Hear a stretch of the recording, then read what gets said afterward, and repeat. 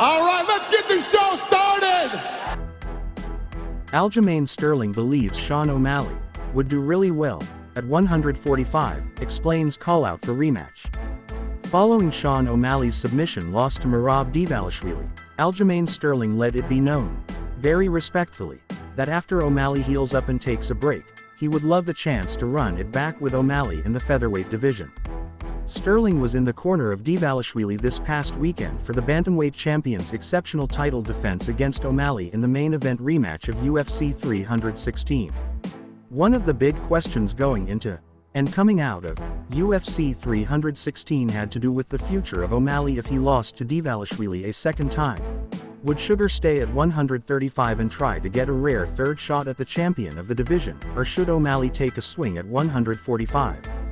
For Sterling, who made the move up following his title loss to O'Malley at UFC 292 in August 2023, he believes O'Malley could have success in the featherweight division.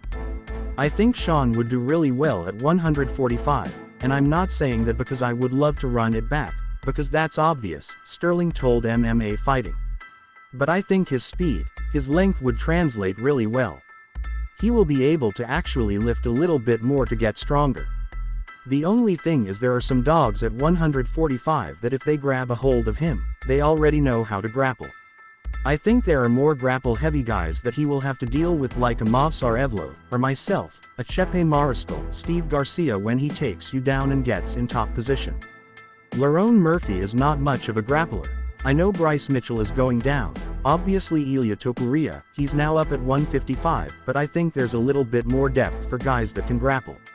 Even Yusuf Zalal is not a bad grappler, the David Onama guy, when he gets to the top position, so it really just depends on what he wants to do. I do think he would have success. Would it be as much success as he's had at 135? I don't know. It's hard to say because those guys are obviously smaller than him in terms of reach and everything, but his athletic ability and his fight IQ, I think it's pretty good, where he would do relatively well at 145. And it just depends on the weight cut, right? I don't know how much that weight cut really affected him, but I know for me being super lean, it killed me.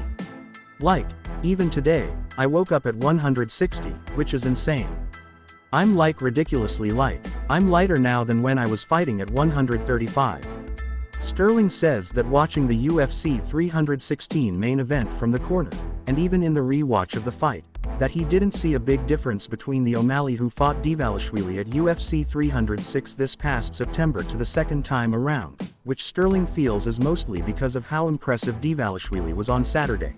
Responding to a fan who suggested a rematch between Sterling and O'Malley at featherweight, Sterling replied he loved the idea, but only when O'Malley is in the correct headspace. Funk Master says he got a lot of blowback from the public, and was a bit surprised about it.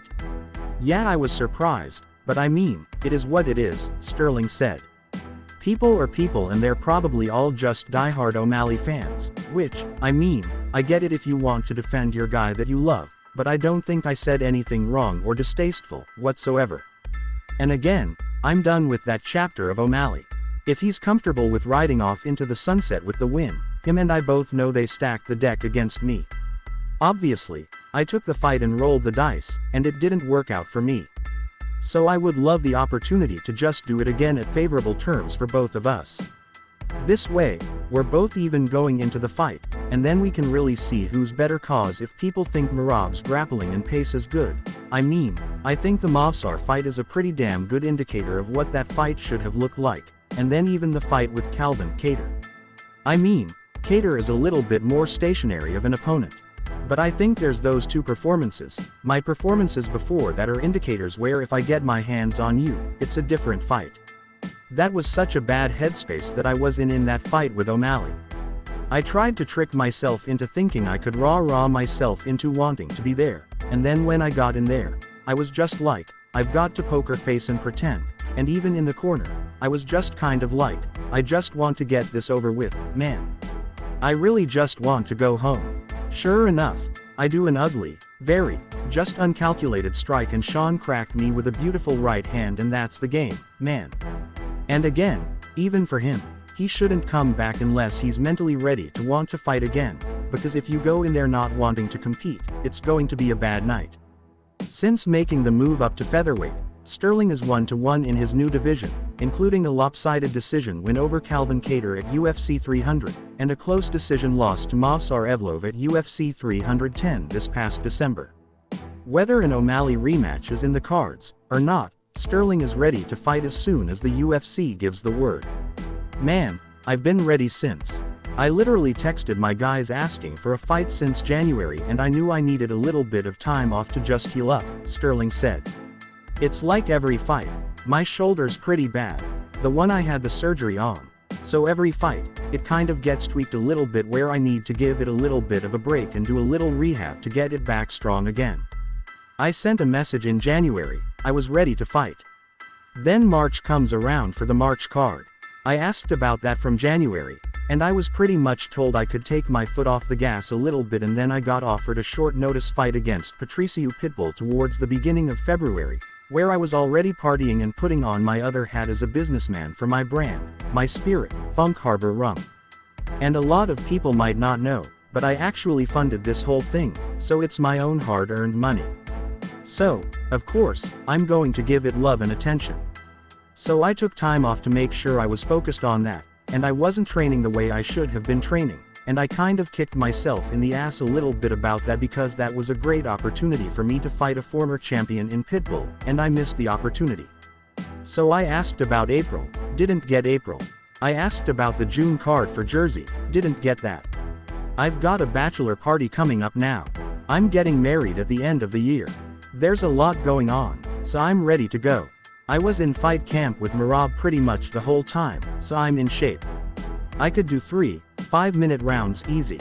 I could probably even do 5's no problem. But I'm ready. I've just been waiting, ready for these guys to give me a name. Obviously, I would like to fight a guy on the level of a Movsar in the sense of the rankings, like Brian Ortega, Arnold Allen, names that make sense. I'll even go fight Lerone Murphy because, somehow, he's now ranked ahead of me. If that's a name that they want me to fight, I'm open to it.